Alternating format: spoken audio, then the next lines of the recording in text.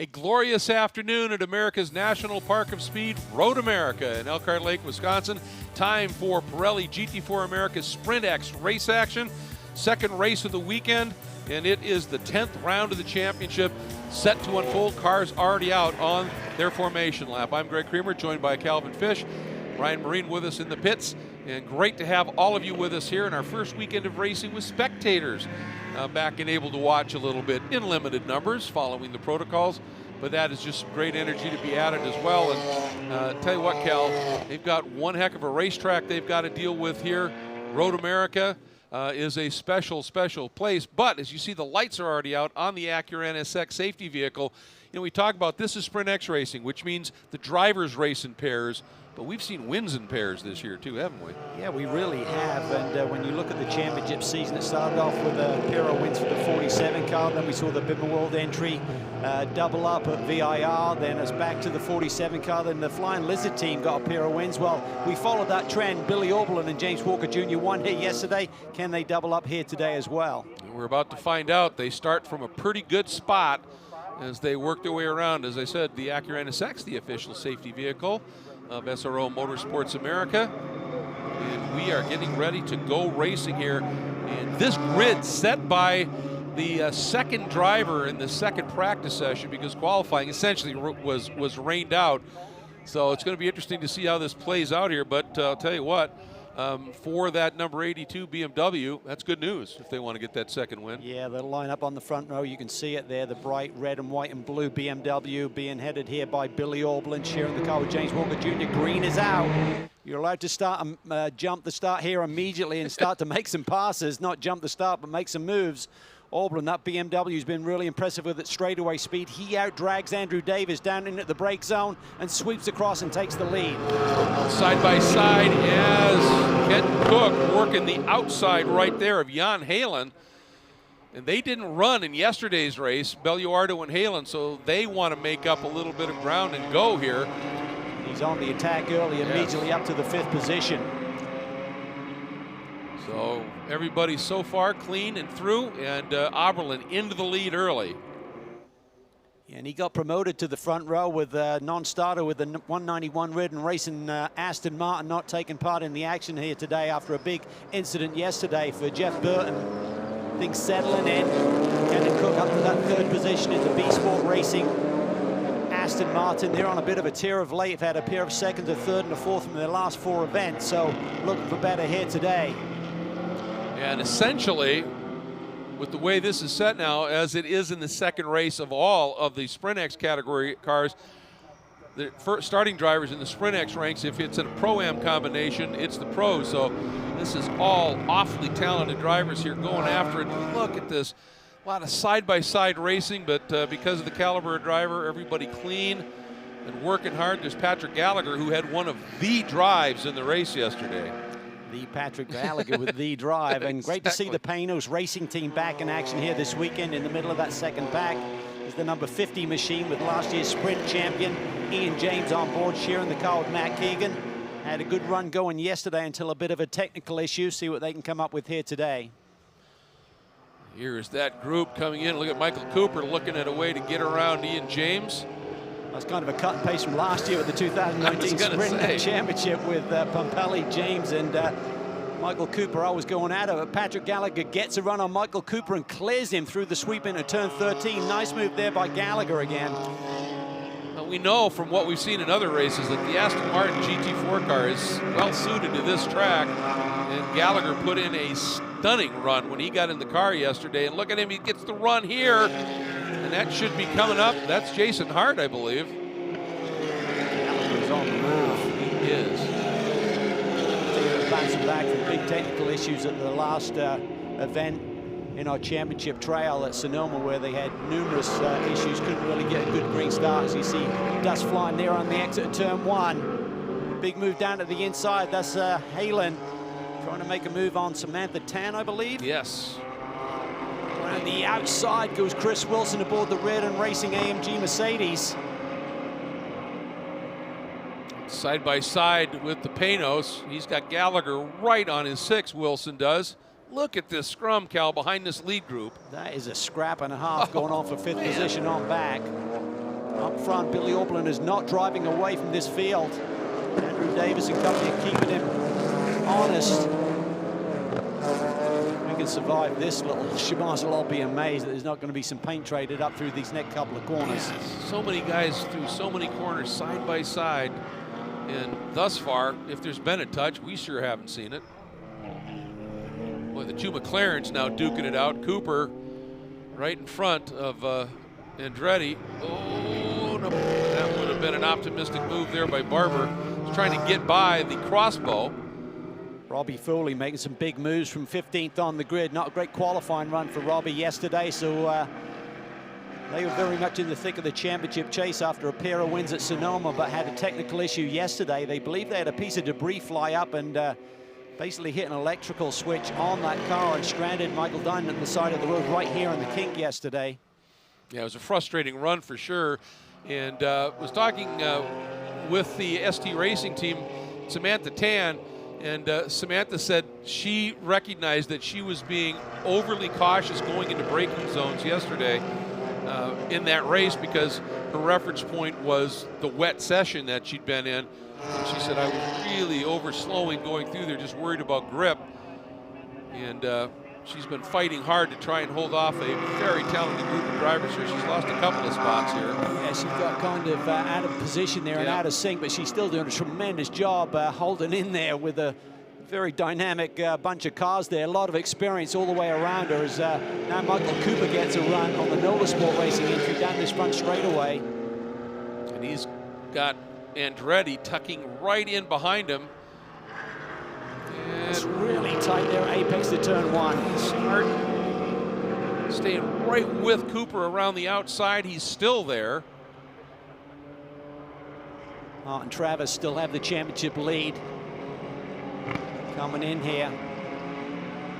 That was aided by the problems with the Flying Lizard duo of Dynan and Foley yesterday. Leia Fouge in the Cameron Racing entry right there, that blue and orange BMW. Went inside, outside, now back inside on the crossbow, just trying to figure out the crossbow can get into these corners so deep. Does he hang on to it? He floats a little wide, and it's Elganian. I don't think he's going to try and fight around the outside, but Foley is. Foley around the outside, left the inside line for turn 7, the upcoming corner. Just makes it stick and slides through there.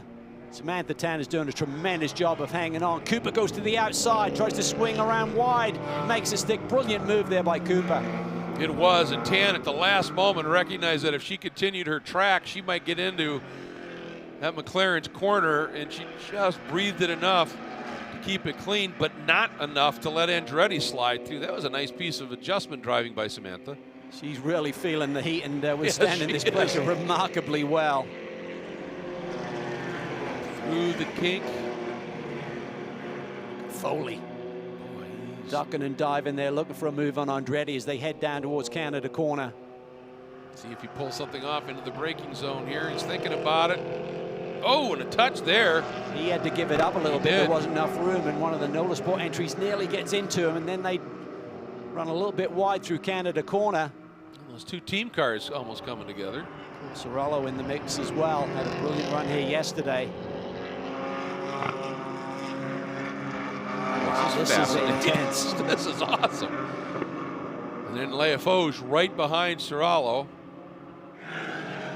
Headed along with the team and John Miller to run silver and not Pro-Am. Look at that, she goes back to the outside of Robbie Foley and takes it deep into the brake zone, a little bit sideways coming off. Gonna have to protect up towards turn 6. BMW's got good speed there, just out accelerates the Porsche a little bit. Kept Jason Hart behind her. Tight there for Elganian, trying to make a move down at the inside on the entry to turn 7. Tough to make it happen there. This is for battles just inside the top 20, believe it or not. When you're talking about some of these drivers, is Orblin now stretching the lead, nearly up to 2 seconds here at the front. Then Davis now under full attack from Kenton Cook. Talked to Kenton at the end of the day yesterday after that run he had where he was chasing Bill Oberlin. And he said, well, I'll tell you. He said, you know, our car was great. He said that BMW is really strong in a straight line. And then he paused and went, yeah, but Bill's pretty good too. And it was like, yeah, that's a fact. But he said, boy, was it fun to be able to race against Bill and race competitively with him. The key for Oberlin is he'd love to build that cushion as much as possible. But he's also got to recognize you have to stay with the same set of tires for his teammate here, so he doesn't want to burn them down. Well, and you think about what his teammate James Walker Jr. did yesterday, starting in 18th after a real unfortunate qualifying run and turning it over to Oberlin inside the top 10, and it marched his way up through their class. I think Bill's got some faith. Walker told me, he said, Bill is the absolute best, he said, and not just because of what he can do behind the race car. He said, from the start of this year to now, he has made me such a better race car driver than I ever even thought I could be. Yeah. And he said, that's what's special about this. And Walker showed that in that his stint yesterday. Yeah, and he's got so much experience to draw on, but he's also a taskmaster as well. He'll be leaning on James and making sure he steps up to the plate when needed to. One of the things that had James really excited about it was James is a vehicle dynamics engineer by training. And he said one of his favorite parts of racing, he said he loves the driving, but he also loves poring over data. And when he got the opportunity to run with Oberlin, and Bill is one of the most technically savvy racers in the business, he said, a lot of people thought, now, Bill, you're not going to get out of the truck early. And James said, man, I relish that. And he said, they just sit and go over stuff forever. And he loves it. He loves the dynamic between the two of them. And Bill's a fun guy, too. He is a fun guy, but he loves to win, and he does it a lot, and he demands a lot from the team and everyone around him. So he's a bit of a taskmaster, even though he does it in a really nice way, but he looks for the edge in every single department. He works on it technically. He'll work on pit stops. He'll work on being the fastest driver changer out there. He even worked on his fitness over the offseason, lost about 25 pounds, and he's always been as fit as a fiddle anyway. I don't know how he could possibly lose that much weight, but he looked almost gaunt when he showed up at the beginning of this year, because he said, you know what, that's weight that's not accounted for, and if I'm dragging around 20 pounds over other competitors, I want to get rid of it. Well, that's part of that commitment, obviously, and I just wanted to note, we saw the 46th NOLA Sport entry in pit lane. That's Russell Walker. And that's a real shame, because as you remember, they finished second right on the tail of their team car, the number 7, in the AM class yesterday, and showed some real speed. And so that's a bit gutting for them, knowing that they had a real opportunity here. Yeah, that is a shame. We got other entries out there that are doing well. So it's tough sledding here today, though. I mean, you see Jason Hart down in the 12th position overall, 9th in class for our championship leaders right now. Really a testimony to the competitive level here in Sprintx competition. Yeah, look at this group, this trio. Andretti, Cooper, Foley. These are 3 hard-nosed, incredibly talented drivers. I spoke to Michael Cooper this morning on the phone and just said, you're running cars, you're winning a lot of races with the Black Dog Speed Job entry, and he said, yeah, we're just still learning our way with the Flying Lizard machine here, and a few technical issues we're trying to get our head around. So he said, it will come. I said, are you having to compromise the car in terms of making it comfortable for Aaron to drive? He said, absolutely not. He said, I don't like a free car anyway, in terms of a car that's maybe a little light in the rear and a little bit more speed that way. So he said, what I like, she likes, so that's not the issue. We just got to get our head around this car technically. He's giving it a good run right now, but as you pointed out, when you see guys of this caliber that far down in their class, let alone in the field, it just speaks to just the quality of these fields and what's unfolding right now. What a great duel this is. Got 2 Flying Lizard entries right there together, different manufacturer brands represented by that group. Got McLaren going up against the Aston Martin of Robbie Foley there. Both of them try to chase down Jared Andretti. Well, I think this has got to be in a way, a nice feeling for Cooper and Vogel, because we know how good that Aston Martin is of Foley and Dynan with the way that they've run.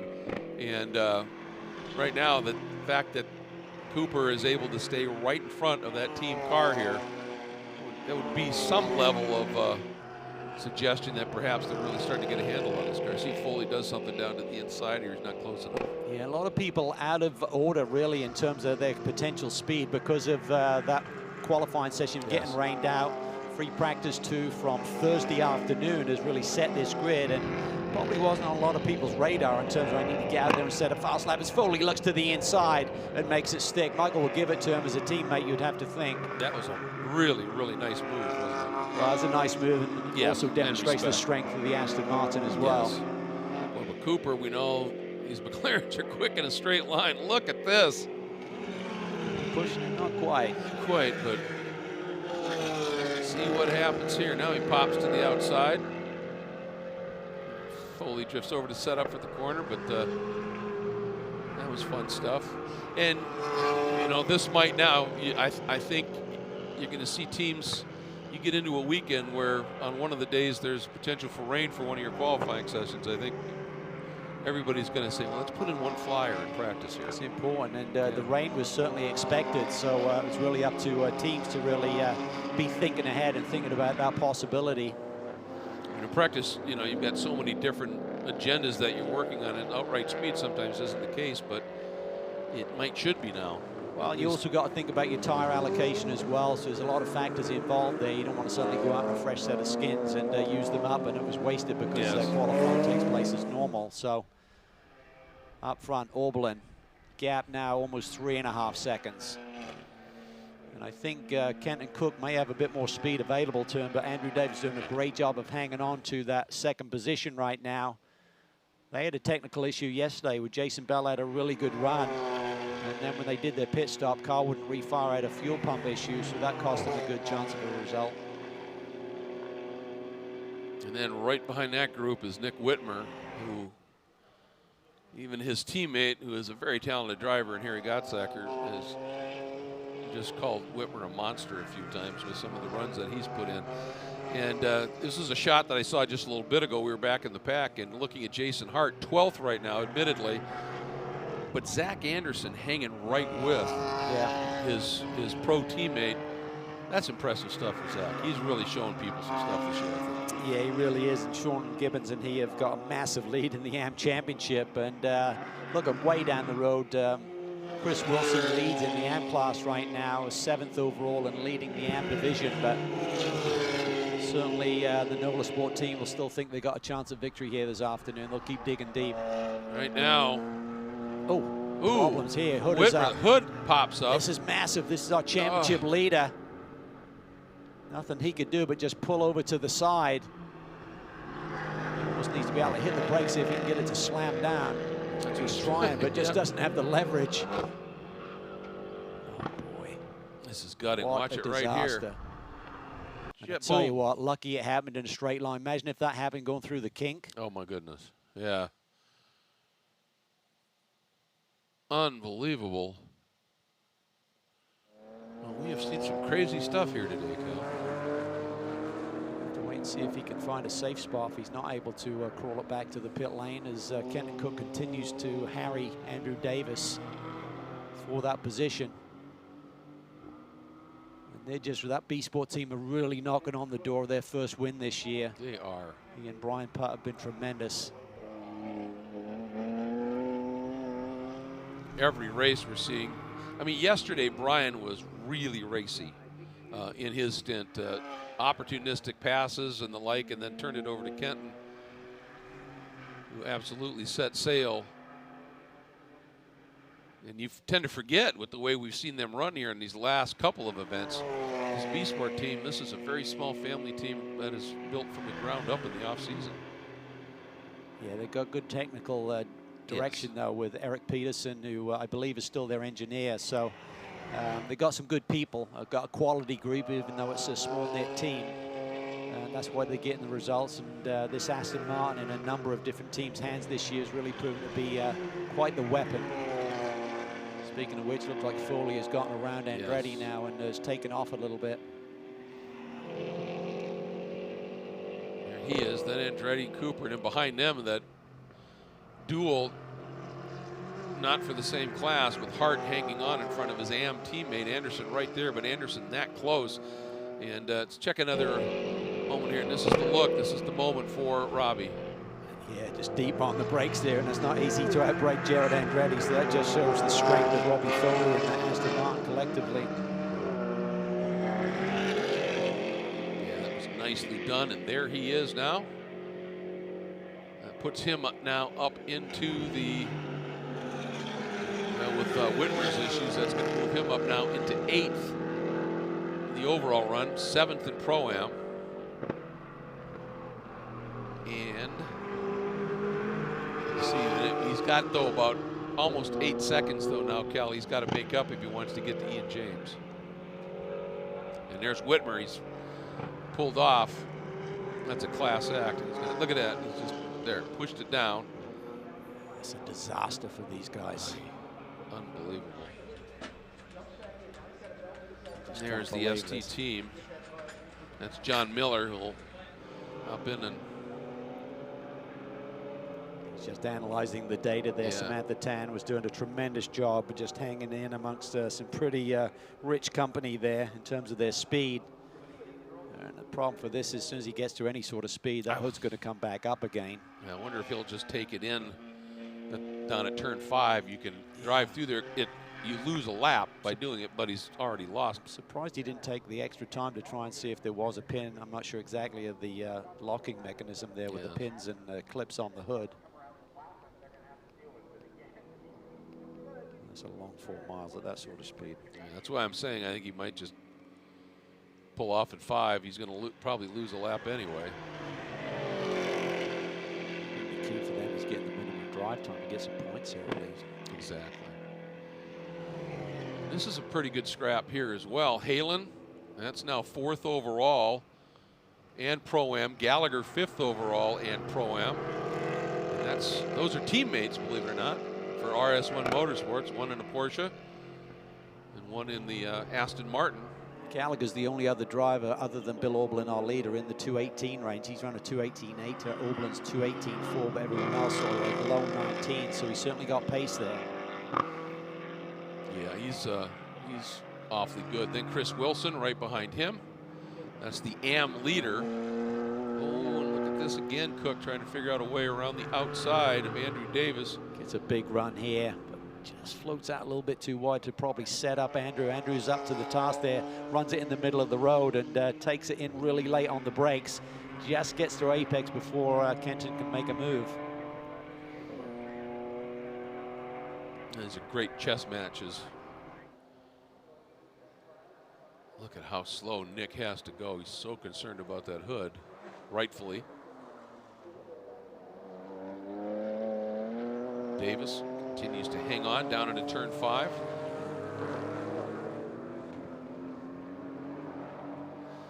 Ian James, behind these guys in that battle, is hanging right with that Halen Gallagher-Wilson battle. That whole group from 2nd all the way back to about 8th has just run really consistent lap times in terms of their best today, all within a 10th or 2 of a second of each other. Settling down here a little bit as Aublin continues to stretch that lead now up over 5 seconds. So that is going to be huge for the Bimwell team to try and execute their pit stop exchange. You would expect with the pit stop window between the 25 and 35-minute mark with the upper graded or the slightly faster drivers potentially starting this race, they'll keep them out there as long as they possibly can. The pit stop window here is the minimum stop time is 91 seconds, correct? That's right.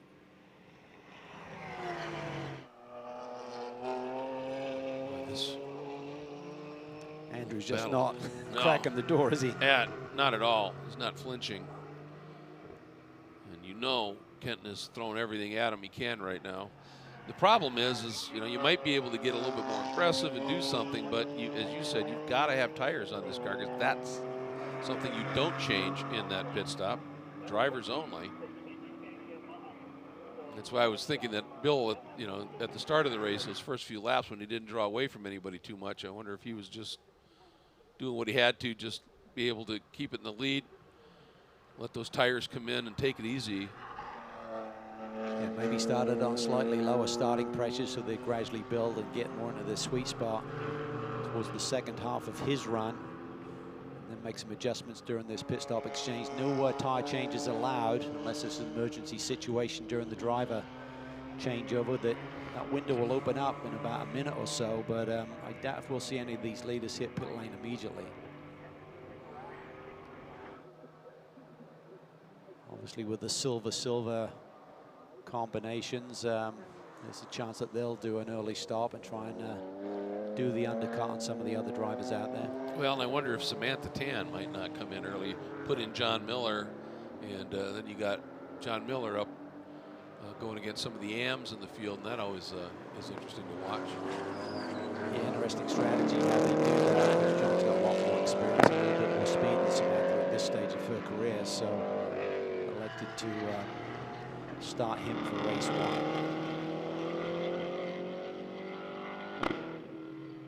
So nice to see both, obviously the Panos team, but Ian James and Matt Keegan back here in this championship. Yeah, they're good friends, and Ian was kind of managing the Panos operation, taking over from Tom Milner Sr. Just really wanted to get Matt involved, and great to see both he and Preston Calvert wanting to return, coming off an AM championship last year. Wanted to set out the COVID situation, just see how things evolved, and said, okay, time to return. And unfortunately for Preston, he had a bit of a moment here in testing, I think on Wednesday actually. So they're out of the action. Was going to share that car with young Roman DeAngelis. So hopefully we'll see them back for a couple more races this year. Preston said that is the plan. He wants to come back, and they asked us to just really put a big shout out to Galaxy Magnesium, which is the sponsorship company that has stepped up to make this program possible. And he said we wouldn't be able to be here running without them. So that is nice to have that company come in and to do it mid-season in the middle of something that's been unfolding like the pandemic. That's pretty special to have them say, yeah, let's go do this. Talk about how competitive this field is. This is last year's champions right there. Steve Cameron Racing, Greg Leofouche behind the wheel. He's running 10th in class right now as we see the domino effect with Andretti peeling off early, Alganian. These are the silver-silver combinations, switching it up. And Celia Howard will jump in to the crossbow, and Colin Mullen aboard the Andretti Autosport machine. Just getting back to the fact that Leofouge was running in 10th and Jason Hart 9th in class. I was just going to say, because Hart, they were the ones that looked like they were going to win the championship early and finished a close second, and both of them that far down. That speaks volumes here. So Cole Serralo is in the number 25. Yeah, he and Tim Barber had a great run here yesterday. Yeah, they really were strong.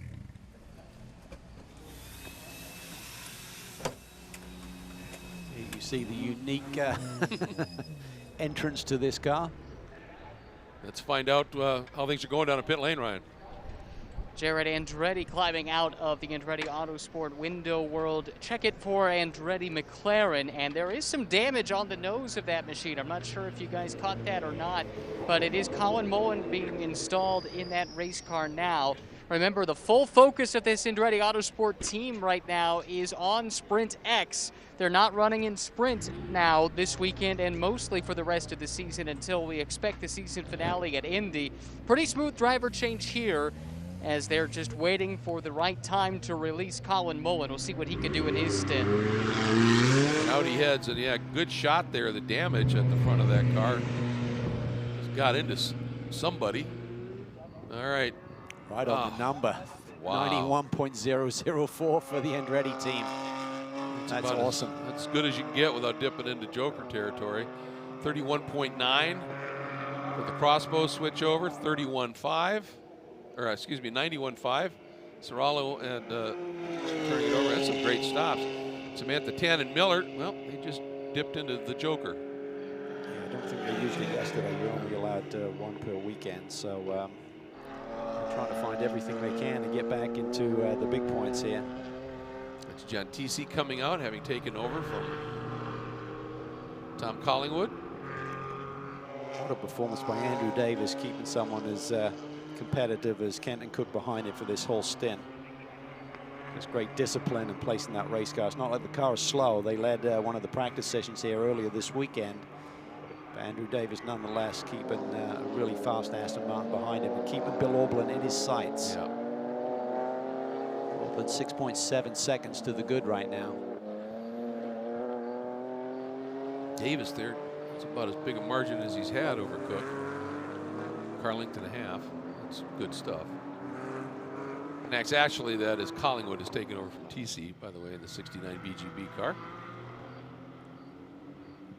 Things settling in. If you got anything left, go for it right now, even though those tires have to survive the rest of this race. So we're right at the halfway point coming up on it. So these guys could probably run another couple of laps safely. 3 would be awfully tight. Well, and if you're that tight on it and you go for that third lap and there's a caution or you have a little spin or whatever, suddenly you miss that pit window and that's a big penalty. Yeah, I think two is all you can do. Yeah. Here's Bill flashing through. Here's Davis and Cook.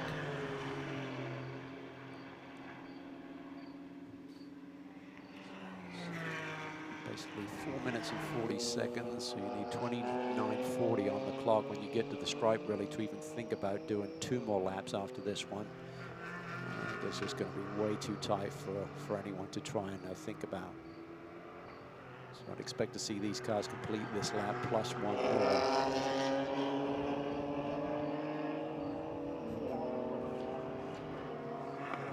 Right at that number, Greg. Looking at the clock there, 2 laps should take you 4 minutes and 40 seconds. So even for the leader Auberlen, that would be way too tight to risk, I think. Should be next lap and in. Last thing you want to do is have a little spin on that. Yeah, exactly. Run afoul of that. And again, just to reiterate, that pit stop window, you don't have to have completed the service, but certainly be on pit lane and break the timing line by the time that 25 minutes to go mark comes up. Side by side there down into the Sargento Bridge. And there's Auberlen coming up. And this is Chandler Hull has taken over for Grahovic, and this is Miller.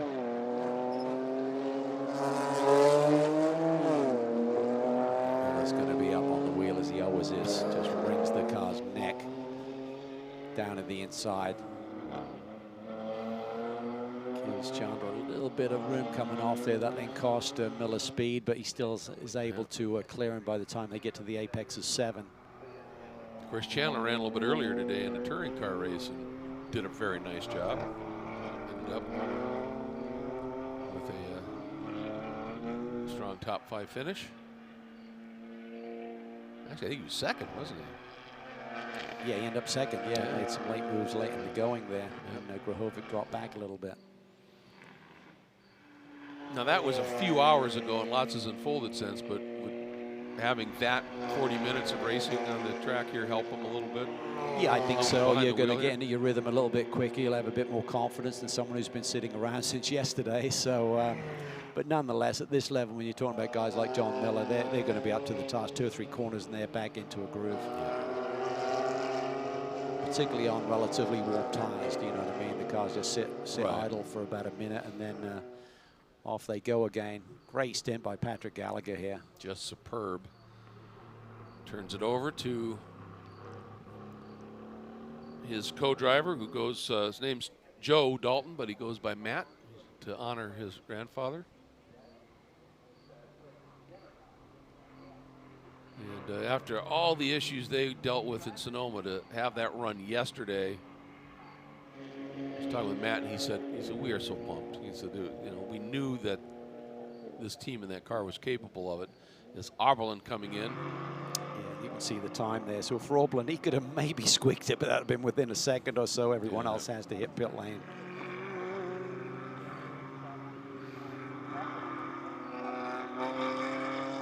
It's all about execution. We've seen some really good pit stop times here today, right around that 91-second minimum. So see what the leaders can come up with as James Walker Jr. heads out and takes over from Billy. What's important to remember is this team yesterday used their joker, so they can't be short. We talk about the pairs of wins this year, so let's see if that pattern continues.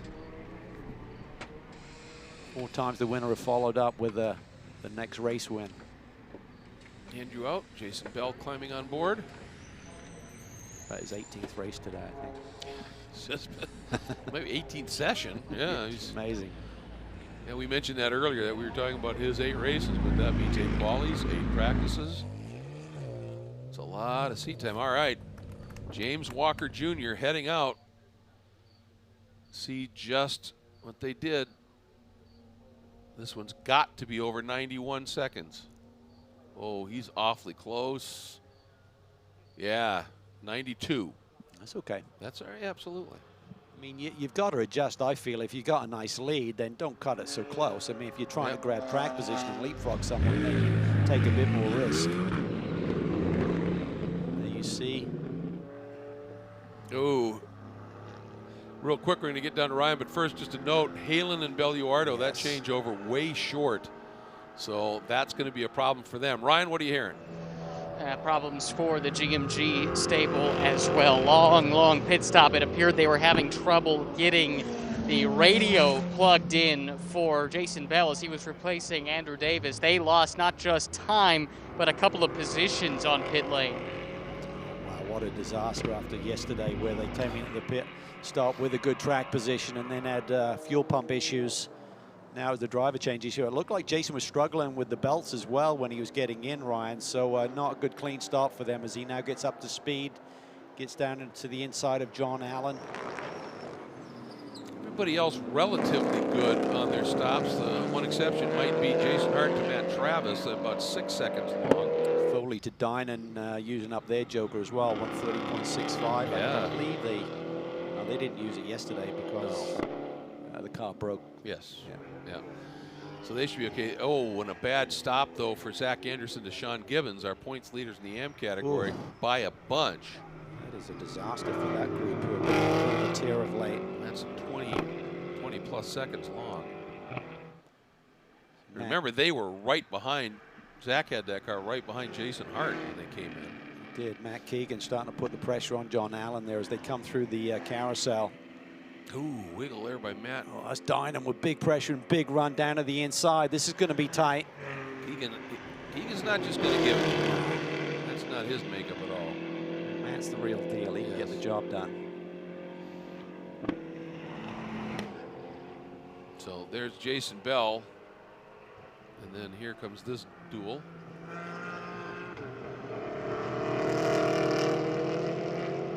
James Walker Jr. now that everything, well, we'll have to wait and see how everything cycles. Here he comes through.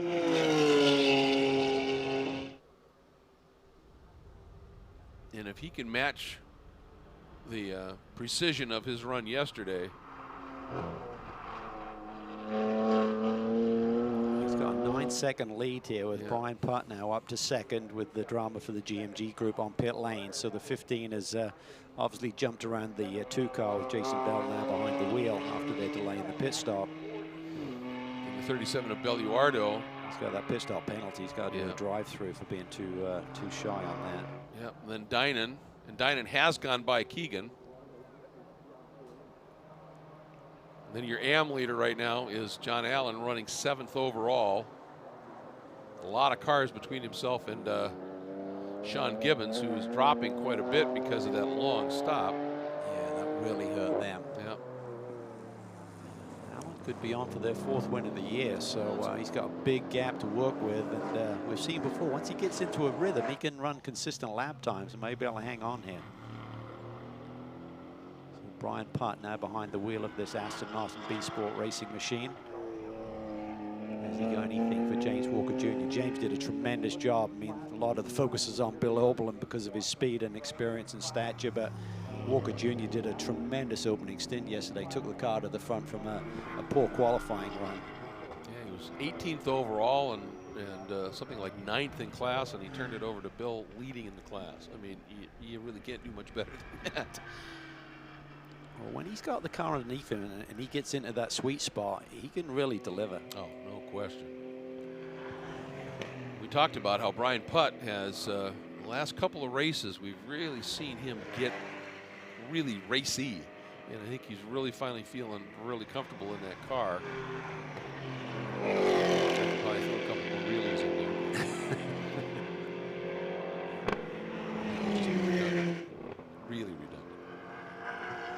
Okay, so looking at the gaggle at the front, they're all Pro-Am entries, 1 through 6.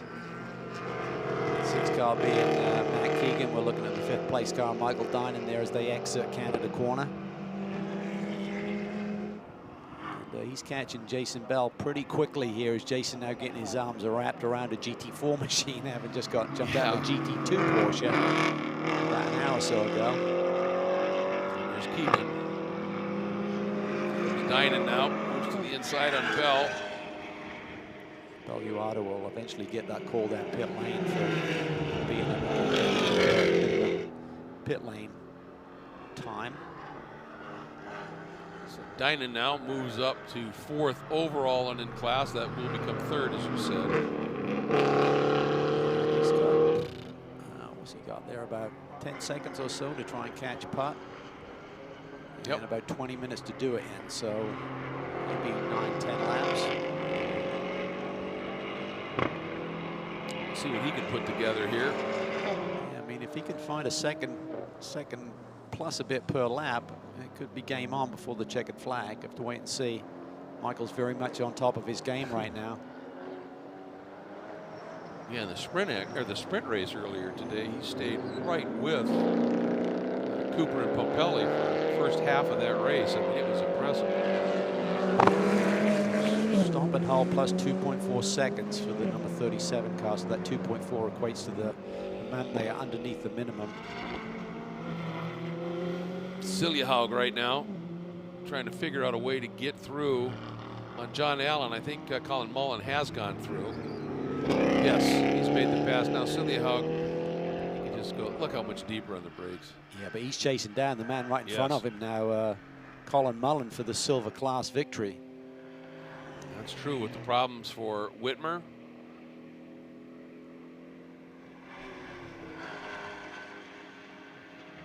The reason they make you do that stop and hold plus the 2.4, because you could really take advantage of that. I remember Racer's Edge doing that. Can't remember the driver's name. He drove solo at Utah a couple of years ago. Oh, yeah. Where they weren't doing a driver change, and he just drove through. Yeah, and they realized by right. doing the drive-through penalty, you still save more time than doing the minimum stop requirement. So they've changed that regulation a little bit. That is absolutely right. Well, and isn't that how it goes? You know, series comes up with the regulation, and some strategist looks at it and paving? goes, "Huh? Maybe paving? Yes. Hey, you're absolutely right." So Walker, he just turned to 2:23.4. Putt at 2:24.6, so Walker's stretching that advantage. Dinan, though, lapping it at 2:21.6. Compared to Putt's 2:24 on that lap, I'm not sure if there's traffic involved, but that is more than enough of a difference to enable him to catch Brian Putt before the end of this race. So we'll have to monitor those 2 lap times, Greg, to see if it's feasible. And Keegan has now gone through on Bell, the Panos getting around the GMG Porsche right there, so now we'll see. That moves up to 5th. Belluardo has got to do his drive through. It moves him up to 4th. So Keegan not that far off the podium right now. Then Mullen and Siljehaug, then Allen. Looking back, Gibbons in number 7, still second cam, but Mullen's got his work cut out. I mean, that last lap, he's about half a second quicker than Siljehaug, but certainly Mads is going to keep the pressure on for that silver victory here this afternoon. The problem he's got, even though he's shown tremendous pace here this weekend with a pole position, is that the car does not have great straightaway speed, but there you can see the gap there, tails away heading into turn 7. There they are. And this is where, through this sector here, where that crossbar is going to be really quick. Watch him roll speed here through turn 8. Such a unique little car. No rear wing on the newest design, as you can see. Yeah, it makes his downforce a little bit differently, but not a lot of drag, is there? No. As he gets to sector 3, which starts just after the kink, he's going to lose out a little bit to the McLaren down on the run to Canada corner.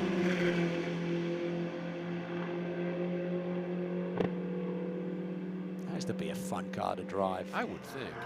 Just you look at braking markers and laugh. And go by him. I know. Jason Bill's hanging on He's to doing a Matt nice Keegan, job. so Keegan got by him, but it's like Jason is now had a nice little rhythm. Celia Howe goes right there, looking to the inside on Colin Mullen on the entry to turn 14. Able to get it done, and here's where he's going to drop off just a little bit. This is Dynan trying to go by Belluardo, and you hope that the crew is informing him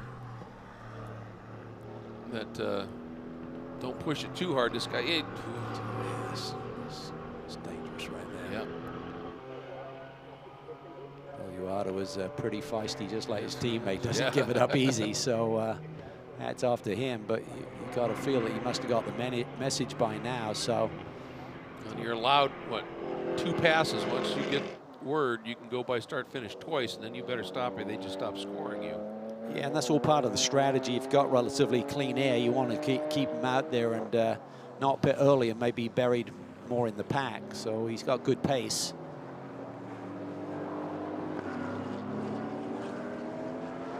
So the big question is now, what can Dynan do in comparison to Brian Putt? So he's only about 5 seconds behind Brian Putt, run on lap times consistently a couple of seconds quicker. So Brian Putt's got to get his head down and react to this challenge that's coming up behind him. As Colin Mullen has gone around Jason Bell. So he's going to go back up there. Now, here comes Celia Howe, going to try and outbrake Jason down into 8. The thing with that on that crossbow, if you know you're up alongside the car in front of you, when that car gets to its braking zone, you're going to make that pass. Yeah, you're still shifting up. Tongue in cheek, of course, Yeah, of but, course, but it is a little flying machine. It really is. This is going to be a little tougher for Colin Mullen. I mean, Matt Keegan's got good pace here, but he can't afford to hang around too long because Yes. Mads is going to be. That's really tough that you're on the dirty part of the racetrack, really deep on the brakes. He realized the pressure was on to try and make that move and took a bit of a risk there, but made it stick. He did. Kudos to Colin Mullen there in terms of recognizing the dynamic of the situation and had to make a move. This is exactly what Jared Andretti wanted in his teammate. Someone who's up on the wheel but doesn't make mistakes. You can see that McLaren was dancing on those brakes, but he had it under control. They cross the stripe, Dynan to Putt. The gap is just over 2 seconds, so it's getting awfully close. That second position overall and in Pro-Am. Look at that. Celia Howe not only able to stay with the Panos, but getting a little bit of a toe and pops out fairly early. Well, coming into this weekend, Ian James said, listen, we're running on a relatively small restrictor. He said the car was really good over the season, but this was one racetrack that we struggled at a little bit. Yep. So they wanted to come back here at Road America, but recognized it probably wasn't the strongest circuit for them on their return. Boy, look at how quickly Dynan is closing on Putt here. Yeah. You talked about the speeds Dynan was running, but this is still pretty remarkable. Yeah, and a lot of time left on the clock, so both of them run a little bit wide there through turn 5, so I'm not sure if Michael got target fixation there a little bit and watching Brian miss his braking point a little bit and went with him. Just big exit speed there. May make a move here. Probably needs to be. He recognized I've caught this man really quickly. I should be able to pass him. So no real urgency with 12 minutes left on the board. But you never know what can happen. If you get a big yellow, you'll be kicking yourself afterwards if you wait too long. This is always spooky stuff, but Putt Spooky gave him enough for Putt. room. Yeah, exactly. And Putt understood the dynamic there.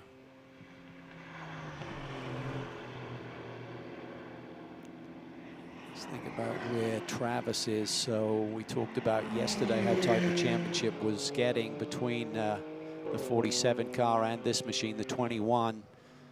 So now you got Dynan up in second and Travis now running in the 9th position in Pro-Am. So it's going to be a big point swing back the other way again.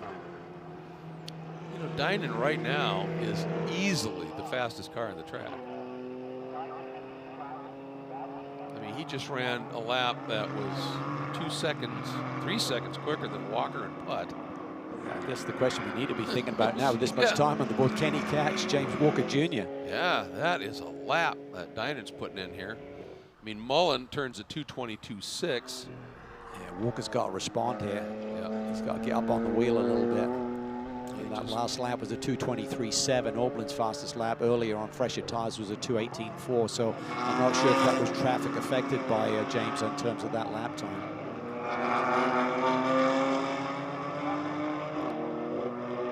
Looking at this battle here, that's Aaron Vogel right there. I think she's, yep, Miller has just gone by. That's John Miller. And he is third in the silver category right now.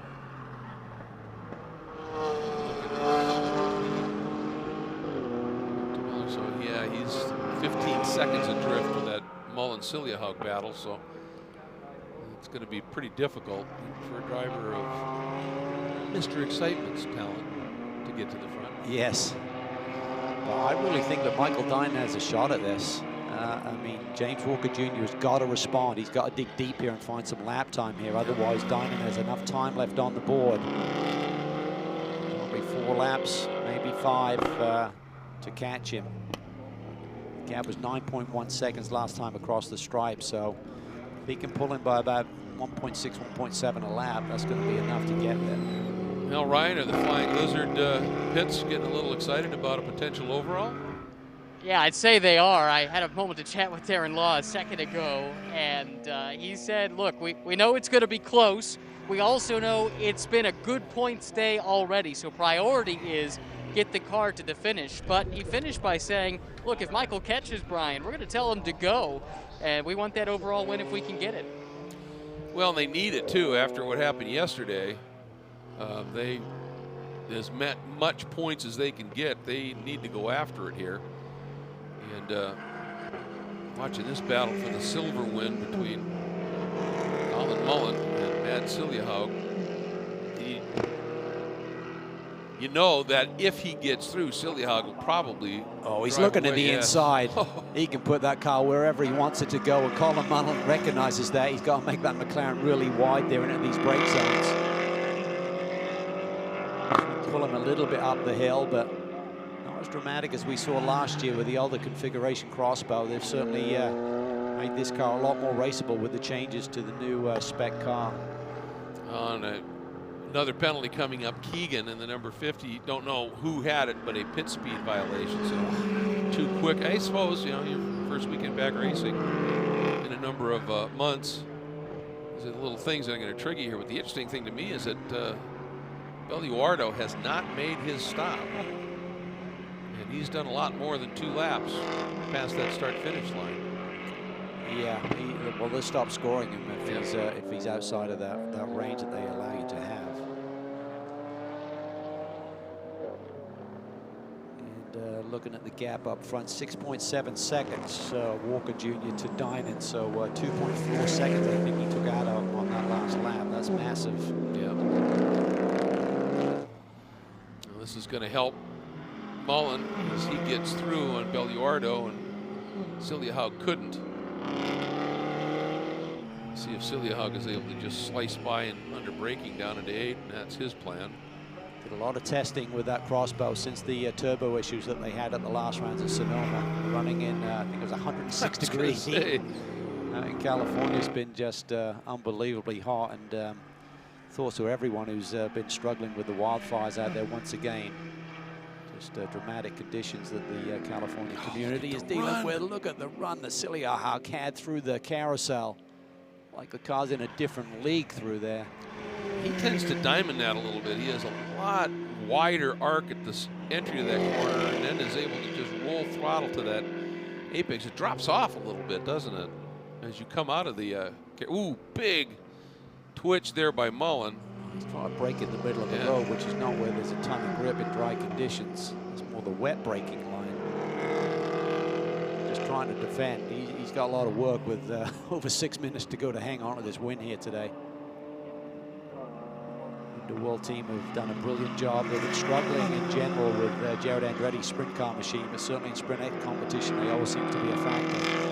Yep, and Silliahaug is He had a great run. It was tucked in, but there you see just the legs. Boy, and they are coming and closing on putt. Huge head of steam. This could affect Mullen and give Silliahog a real opportunity. Putt runs way wide. Was that him laying down the rubber there? Yeah. He made that move and cut to the inside. Thought I saw the black mark suddenly appear underneath his car. I did too. It's wild. So they're both through on putt. Oh, we're getting word here that the 37 at Belluardo, the radio has failed in the car. So they can't contact, it is, isn't it? They can't contact him. I'm pretty sure there's a black flag at the start stand, but you know, it's tough with this, and I'm being serious here, the sun visors that run across the windshields and everything. Sometimes it's, you just don't catch that when you're just focused here. Belluardo suddenly slowing down dramatically there. He had a bit of a moment in turn 5, so I'm not sure if he's just recovering from that. There he goes. I think so. All right, this is close. Oh, this is going to be tough. And Mullen knows it. Stays way, way over. Yeah, Silliahog may try and run the outside here. Colin's done a really nice job positioning that car, but this is where that crossbow is really quick. Yep, and this is the line Silliahog runs anyway. Way out wide, he's done this. Wow. Look at this. He's in the marbles out there. That is ridiculous. That is just ridiculous. It's unbelievable. Now it's a drag race up to the kink. Mullen turns in shallow. Can Silliahog come up underneath? He's there. But Mullen's still got his nose ahead and a bit more horsepower. Yeah. But this is as close as he's been, whichever way Mullen goes. Silliahog, there he goes, going to go to the outside. He is working him over big time. He can put that crossbow wherever he wants on the racetrack, and it's still developing grip. Just remarkable. Out in the marbles around the outside of the carousel. Maybe the boy doesn't know any better. Well, that's it. That's it. And this is a huge testament to Colin Mullen's ability, too, isn't it? Because he hasn't cracked. This is Michael Cooper-esque. We saw him run a performance like this morning, trying to defend from Spencer Pumpelly, who did eventually get by, so maybe that's a... Spoiler alert. They're supposed to say that before you give the info. And here we go for the lead. Oh, boy. Wow. That was a huge lap by Dynan. He turned to 220.8, Walker at 224.1. And under 4 minutes to go. Well, let's see how defensive James gets here. He can certainly see that Aston Martin looming ever larger in his rearview mirror here. He's still got to focus on hitting his marks, but then on the key areas, just placing that race car. Doesn't come off turn 5 with a ton of acceleration there, so just maybe overslowing it a little bit on the entry. Side by side, Silliahog to the inside. Mullen defends. He's got a bit more acceleration and squirt up the hill.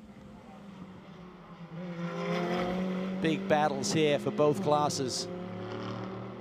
Silliahog gonna try the outside here. Mullen, being gentlemanly, gives it to him. This might be it, Cal.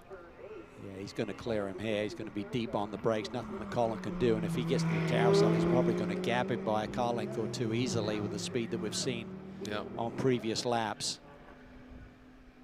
So that's the battle for the silver class win. Here's the battle overall and for Pro-Am, and also the battle for the Am lead is getting tighter. Sean Gibbons is now only 8 seconds behind John Allen.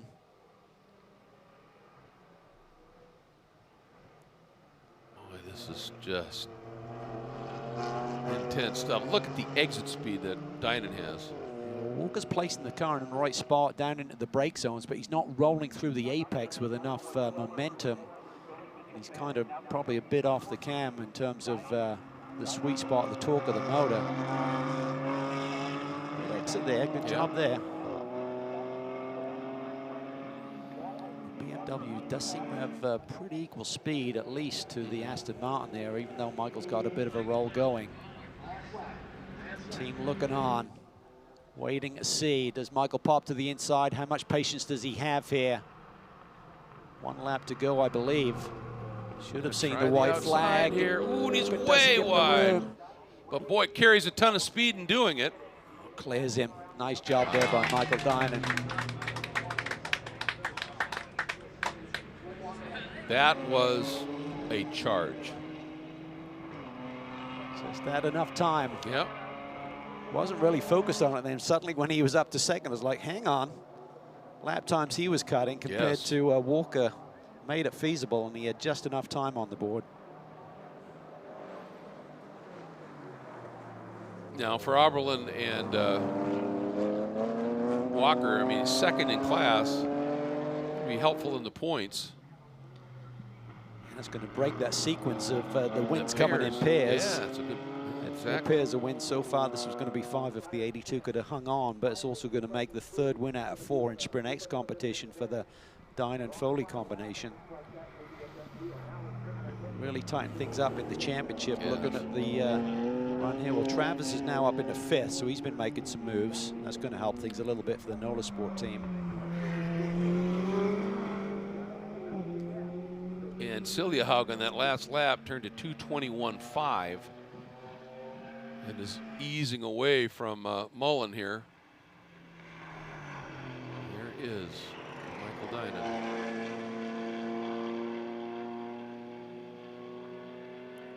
Just a superb performance. Absolutely.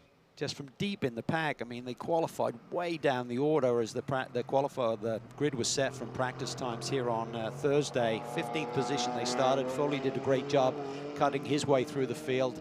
Great pit stop, of course, as you would expect from the Fly and Lizard Motorsport team. And then Michael Dinan on the charge here, grabbing another victory. Wow, the remarkable season of Michael Dinan and the Flying Lizard Motorsports Aston Martins continues here. The great opening drive by Robbie Foley. Dinan late in the race, taking the position, winning overall, winning in Pro-Am at Road America. That is pretty mega. I got a feeling that's his 10th win on the year. Yeah, and then here comes Siljahaug. And for the Crossbow team, there's Nikolai Elganian up on the wall, winning in the silver category. What a run, and what a battle between Mullen and Siljahaug. That was awesome. Great job by both of them. And let's see what's going to unfold in the, look at this. It's John Allen. Now that is one of the Pro-Am cars. That's Chandler Hull. Position, but Sean Gibbons is right there. That is for the AM win. Right there, you're looking at it. The white Mercedes going up against the bright yellow Nola Sport Porsche. Does Gibbons have enough time? Can Allen hang on, not make a mistake through this crucial final corner? This is going to be massive. Allen in the Reardon Racing Mercedes, flying the University of Alabama colors. And Gibbons right behind him in the Nola Sport Trattori Farms entry, and Allen is just going to have enough to bring the win home. And AM for Mercedes and Reardon. Roll Tide, got to say it. But what another great drive by Sean Gibbons and Zach Anderson. We talked about earlier about Zach hanging on to Jason Hart for a lot of that race, and that was good stuff. And then a heck of a run by Tom Collingwood to stay pretty close and bring it home 3rd in the AM category for BGB.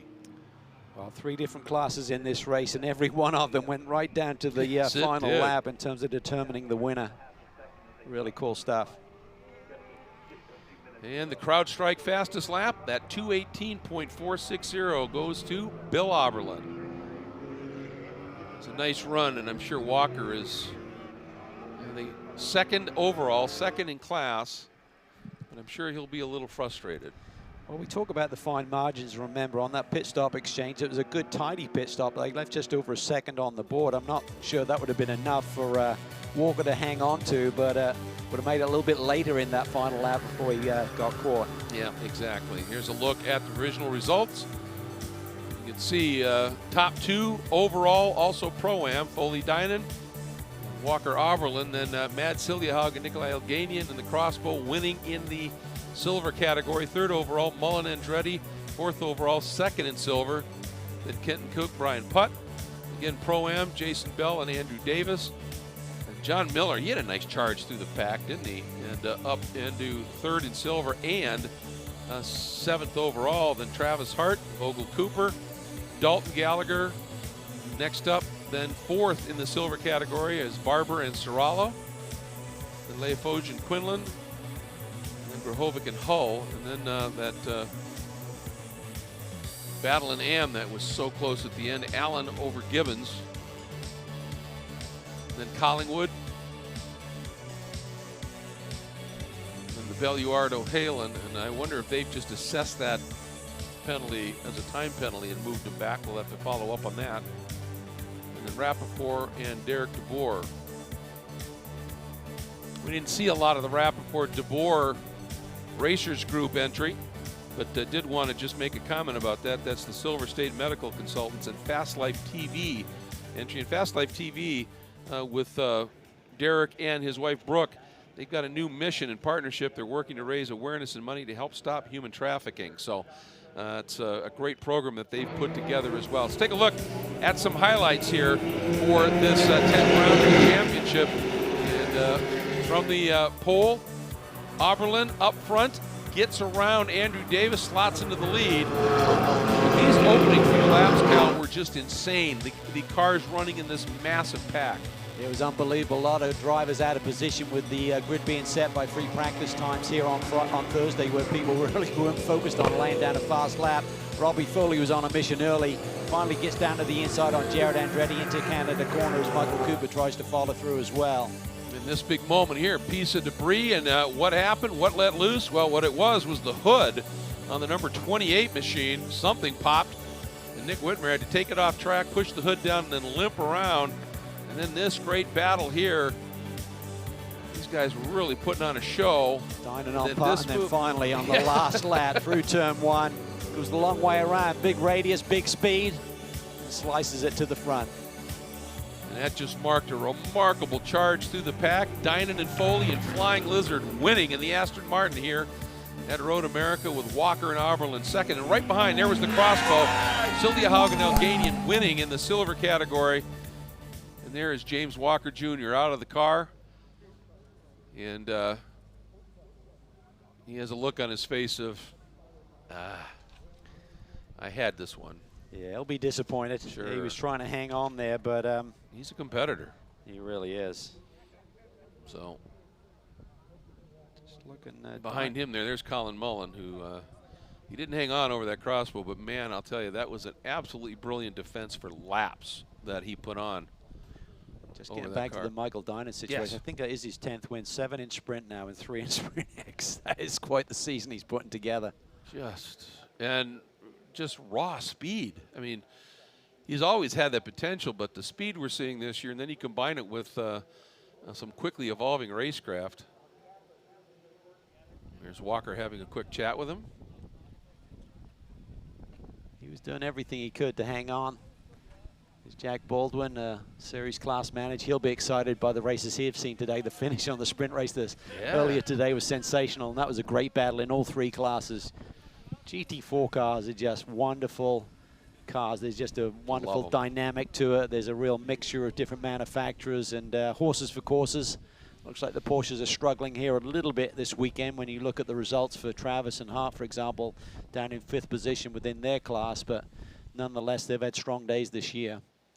I'll tell you, one of the things that I love about the GT4 category of car is it's got good horsepower, they're fast, they've got downforce, but it's not so sensitive that you get up behind somebody and you lose all the air in the nose. You can actually stay close through fast corners, and that just makes for some absolutely exceptional racing. Something to be learned from that. Yes, I agree completely. Above my pay grade, but. But yeah, these races have just been unbelievable.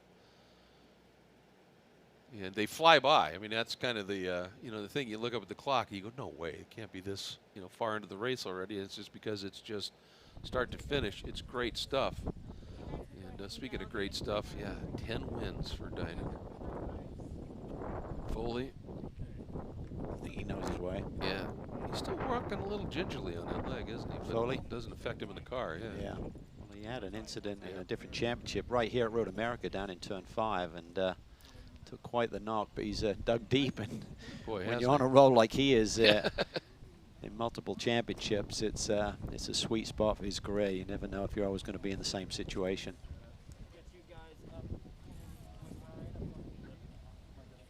Making their way over to the victory circle area here in the plaza, as they call it here at Road America and America's National Park of Speed. suppose if you're in National Park, you should have a plaza, and they do. And there waiting for him is our Ryan Marine, so we'll be throwing it down to him in just a moment. And as a matter of fact, we'll do it right now. Ryan? Thanks, Greg. Here with the hero of the hour, Michael Dinan. What an amazing final run for you to the checkered flag, and ultimately the race win. You had a good points day going, no matter what. How much incentive, though, was there to make that pass and take the win? Yeah, so obviously you always want to get the win. Robbie and I got our first overall win at Sonoma, and definitely would not turn down the opportunity to get another one. So I was right there. I'd been catching him at a pretty good pace. So had the opportunity to go around the outside of turn one. Definitely not a normal place to make the pass here, but I stuck with it and was able to cover him off into two. And yeah, from there it was over. Luckily, Robbie did an amazing job in his stint. He really took care of the tires, so car felt great the whole way through. Congratulations on what we believe is win number 10 for you this season between both Sprint and Sprintx. Really well done for you today. We'll have you step to the side. We can bring Robbie on up. Robbie, not to downplay your stint, because you certainly put Michael in position, but as we've talked about throughout the year, you've been coaching Michael for some time.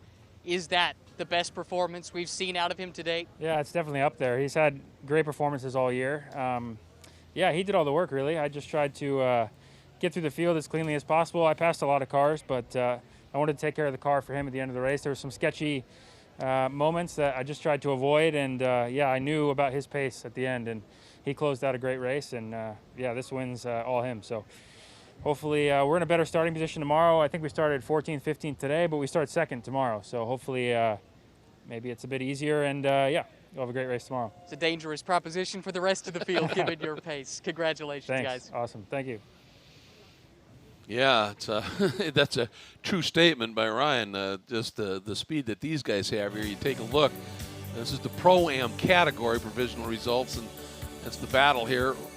Foley Dinan over Walker Arvelin and Kenton Cook and Brian Butt. Another podium for them. We got so caught up in the battle for that top spot here, but they're just stringing together podiums. Yeah, really consistent, building big points every single week, so they're going to be a factor in this championship by the time we get to the end of the season. And Oberlin just came up a little bit shy. It's been a massive week for Bill Oberlin on many fronts, but yes. Good stint there at the beginning, and we'll see what they can come up with tomorrow. And a good top six finish in class for Cooper and Aaron Vogel as they get their heads around the McLaren. The Flying Lizard team does, and Vogel just continues to impress as well. Let's get back down to Ryan. What a finish it was in the silver class. Coming out on top, Marco Polo Motorsports. Mads Siljehaug was able to bring it home in that final stint. Take us through the duel you had with Colin Mullen and how ultimately you pulled off the pass that netted you the win. Yeah, there was more to take advantage where he was weaker, and then find a gap in the end when he had more wear and tires, and that was my game the whole way, actually. So very happy with the performance of the car and the team, which made it possible. Congratulations on a great performance from you. You could step to the side. Nikolai will bring you up. Nikolai, if I'm not mistaken, you called yesterday's race the most frustrating in your career. I saw you post-race come sprinting down the pit lane to give your co-driver a hug there. Was that a bit of redemption for you? No, that was really great. For a track like this to get for P3 or P1 in class was amazing, especially starting from P12. So it was a really exciting race for us. I'd say so. It was exciting for us as well. Thanks for putting on the show. Oh, absolutely. Yeah, they did that, and that's a good point that he brings up here. This was a track where this car doesn't have top end speed, and the only way they get to that position is they got to make passes in traffic here, and somehow they managed to do it. They did. The car was really quick on the overall lap, and that dynamic, that concertina effect that we saw much bigger last year has really been narrowed. So the series have done a really nice job with the technical regulations to bring that car closer. Yeah, how about that for a margin of finish? 0.6 of a second. And then John Miller coming back up with Samantha Tan to claim third in the final spot on the podium. And speaking of the podium, one more time to Ryan. Hey, thanks, Greg. Thrilling finish in the AM class as well today. John Allen ultimately held on, but your rearview mirror must have been filling up there on the run to the Chequered. I was holding on for dear life, man. It was something else. My tires were going away and getting a little understeer, and it wasn't my best drive, but I managed to hold on. I got to say, man, Chris Wilson did an amazing job, was running blistering lap times right up front, pointy end of the spear. We had a great pit stop. I want to give a shout out to Eric Madsen, our kart chief, who's at home, COVID quarantine, and Brandon, our fill-in kart chief, for stepping up. Our engineer, Grant, the whole team, the whole Reardon team did a great job. The car was amazing, and that was a lot of fun today. But I was filling, that mirror was full. It was full. It was. It was, yeah. It was a lot of fun watching it to the end there. Well done to you, John. Thank you. We'll bring Chris up. Those final moments, I'm sure you were watching that gap on the timing and scoring, and as the cars came by, what was it like watching your car from the sidelines, just hoping it would hold on? I had to go run and sit in the porta-john. I couldn't take it. No, John did a great job holding him off. I mean, we were trying not to tell him what the gap was just so that way he could stay focused forward. But, you know, there at the end, we're like, you got to hold him off. Do whatever you can. Hold him off. And he did. So, yeah, it was a great stint that John had. And second what John said about Reardon and all the guys, Brandon, our new crew chief for the weekend, filling in for Eric. Grant, of course, doing a great job. Laura and Vesco always running the team the way it needs to be run. It was a great win. We needed it. Mission accomplished today. Thanks for the time. Thanks. And if you look at that car, you see the University of Alabama all over the car. And of course, Alan is a graduate and a very active alumnus of the College of Engineering there. And they have a number of interns from the College of Engineering that are part of that team as well, working internships. That's pretty impressive stuff. You take a look at the results. Again, half a second, the margin of victory. That's close stuff. So what a great day of racing here in Pirelli GT4 America Sprintx competition has come to a close. We get to do it all again tomorrow, and the weather is supposed to be just as beautiful, so don't miss it.